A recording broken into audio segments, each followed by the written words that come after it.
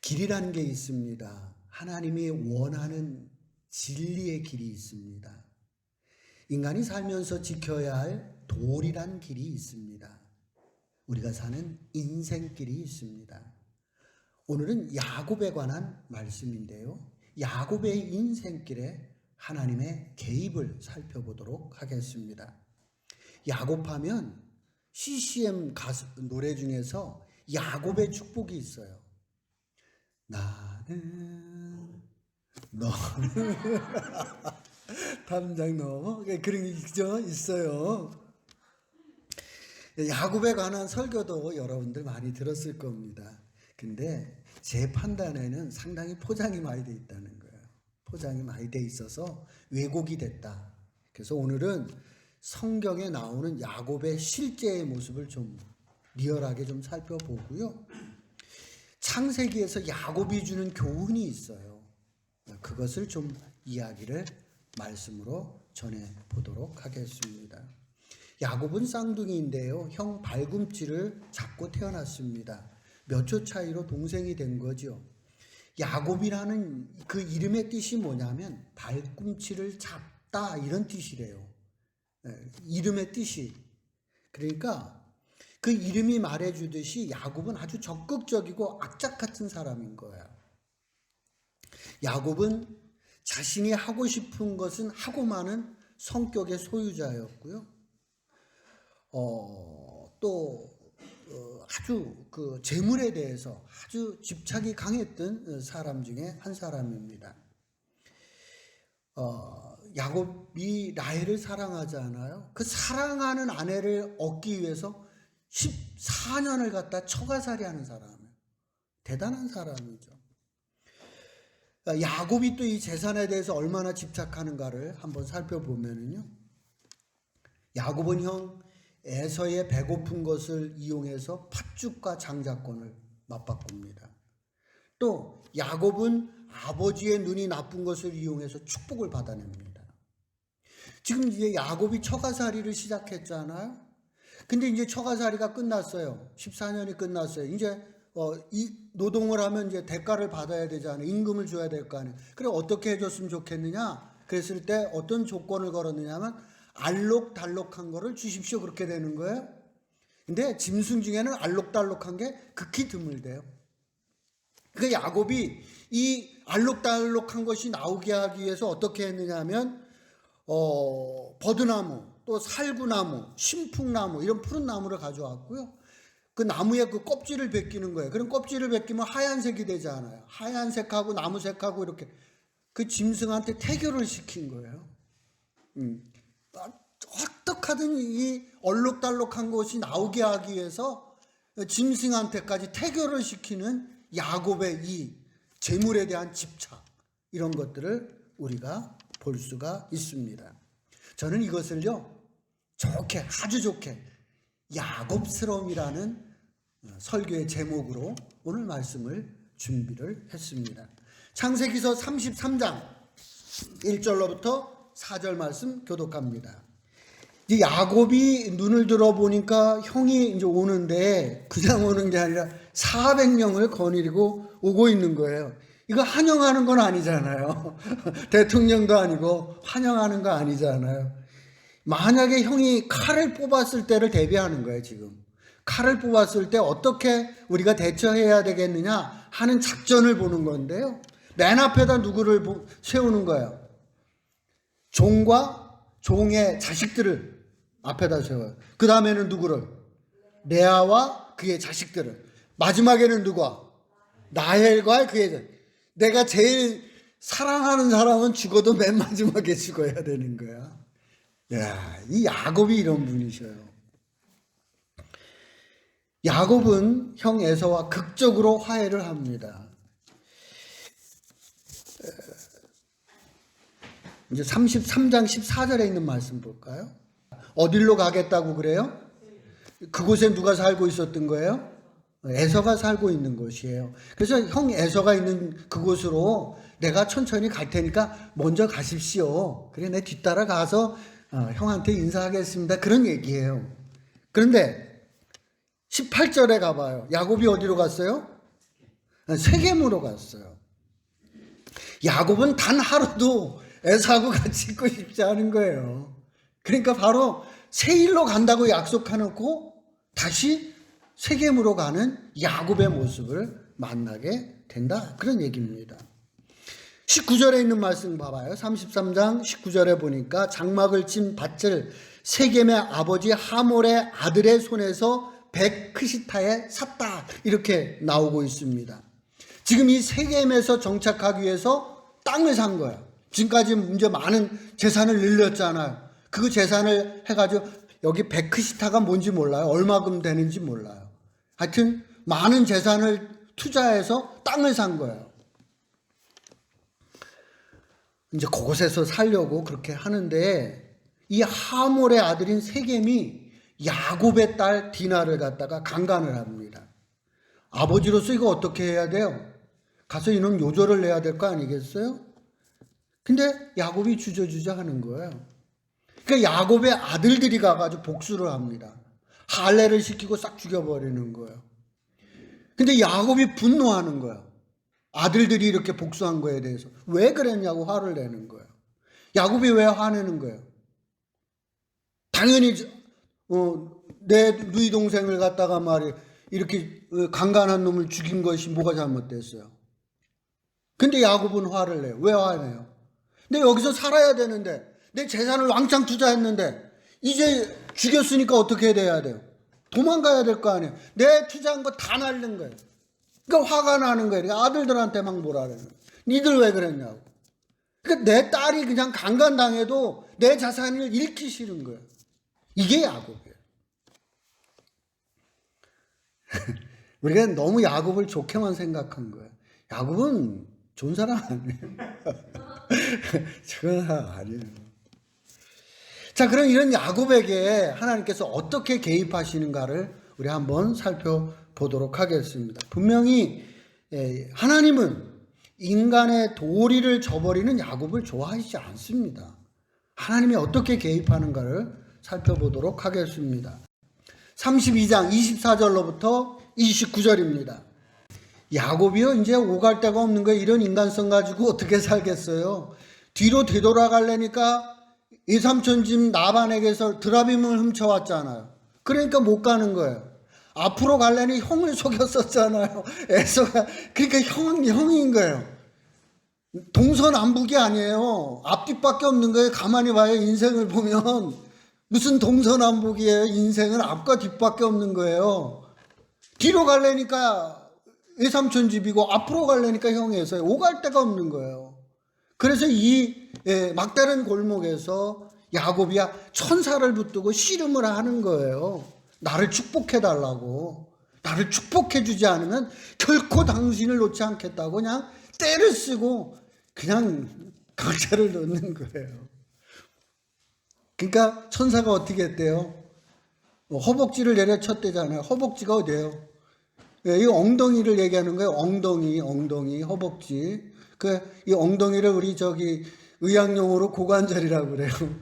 고관절이 위골됐대요. 내려쳐가지고. 이 고관절이 위골되는 뼈가 아니에요. 이거 밑뼈는. 고관절이 위골되면요. 그거는 장애 등급이 나오는 거예요. 네? 이거는, 이게 위골되는 뼈가 아니에요. 얼마나 세게 내리친 거예요. 이게 살살 내리친 게 아니라 그냥 내리친 거예요. 너 같은 놈이 내려쳐버린 거예요. 형 에서한테 사기를 치고 아버지를 속이고 외삼촌으로 도망간 야곱입니다. 외삼촌 집에 가서도 드라빔을 훔쳐왔습니다. 천사는 인간의 도리를 저버린 야곱을 내리치는 거죠. 하나님도 도리를 저버리는 자를 좋아하지 않는다는 거예요. 근데 천사가 야곱을 축복하는 걸 봐요.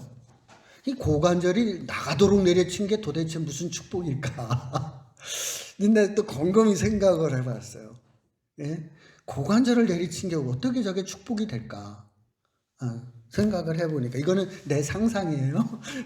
상상인데 에서가 이제 400명을 데리고 온다고 그랬잖아요. 이게 환영은 분명히 아니에요. 그죠? 근데 그 에서가 400명을 데리고 오는데 바로 어떻게 돼요? 에서가 야곱을 보고선 서로 입 맞추고 눈물을 막 펑펑 흘리면서 심파극이 돼버리잖아요. 도대체 이게 어떻게 변하는 걸까? 그게 어떻게 사람이 그렇게 변할까? 그거에 생각해 본 거예요. 처음에 분명히 에서는 야곱을 혼내주려고 온 거죠. 이놈 새끼 그냥 내 가만히 두나 이러고 온 거예요. 근데 저기서 에서 야곱이가 오는데 고관절이 나갔으니까 다리가 어떻게 되겠어요?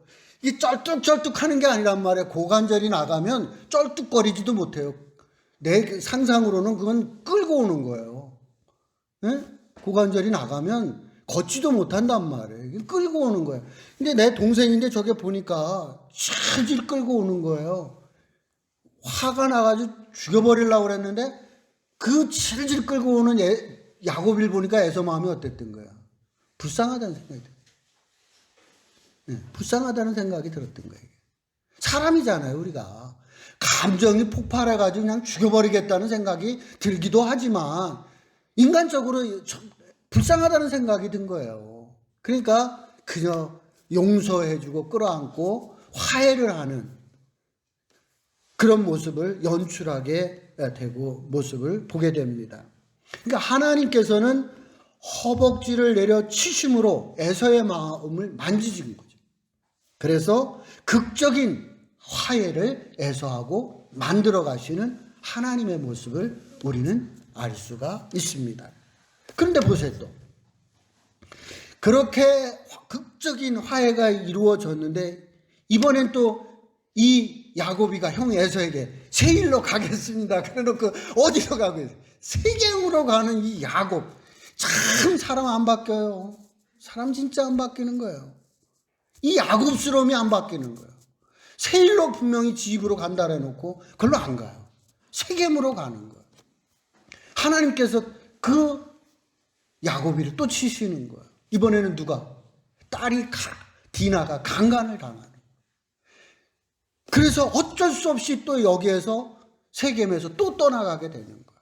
그래서 베델로 가는 야곱을 만나게 됩니다. 이걸로 끝나지 않아요. 야곱스러움이 여기서 끝나지 않아요. 조금만 더 소개를 하죠. 야곱이 제일 사랑한 사람이 누구예요? 여자가? 라헬을 사랑했다. 근데 아내가 몇 명이에요? 그런데 여자가 4명인데 한 여자만 사랑해. 그 나머지 3여자는 뭐야? 그러면 돼요? 안 돼요? 그러면 안 되는 거예요. 아니, 어찌됐든 저찌됐든 4명의 아내가 돼 있으면 지 마음에 좋아하는 여자가 있을지 몰라도 편하게 그러면 안 되지. 근데 편하게 사랑하잖아. 그러니까 하나님께서 어떻게 돼요? 가장 먼저 라헬을 데려가잖아요. 네. 가장 먼저 라헬을 그냥 누구 낳을 때?